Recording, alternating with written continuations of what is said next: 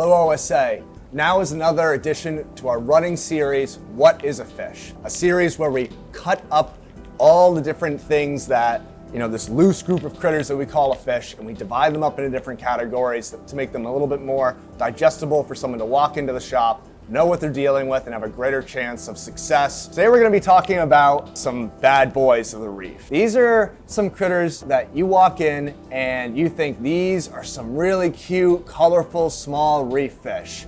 I cannot wait to add these to my tank. My goodness, how could I go wrong? They're so small and cute.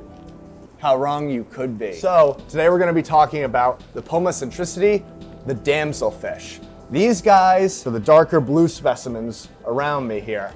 These guys have evolved to inhabit corals and nooks and crannies on the reef, and despite their small size, they've designed to be tough.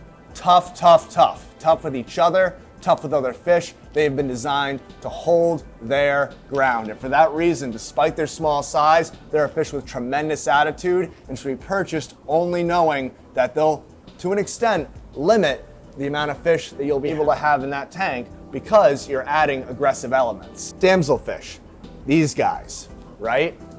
Aggressive, very hardy. So many times people will have them as the first or second fish that they have in their tank. After die-offs, they're often the fish that people have left surviving in their tank, but they also do some really novel and crazy stuff. So the last video on clownfish, we talked about how they were damselfish and they adapted some weird symbiotic relationships with anemones and corals. These guys do the same thing, both with corals, but at the same time, damselfish, particularly the longfin damselfish, they have evolved to domesticate mysid shrimp. So out in the reef, usually mysid shrimp, which are only like this big, usually they're all scattered and you never really see them all together.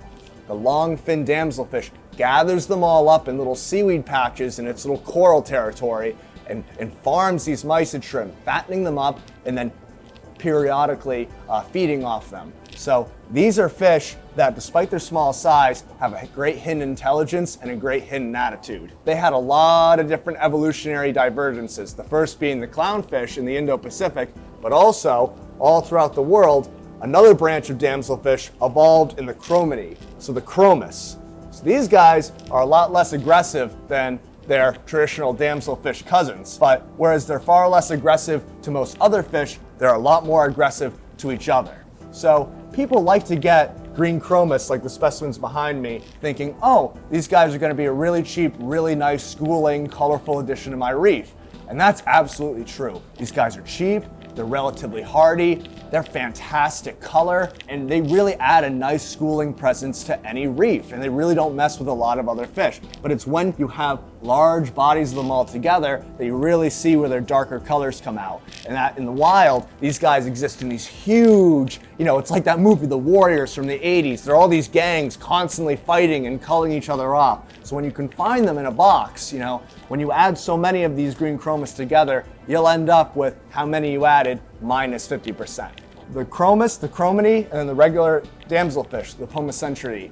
Small fish, lots of great colors, lots of great things that could be done in the reef, but don't purchase them without considering how they're going to have relations with the other fish that you have, because they can be very aggressive to themselves and others.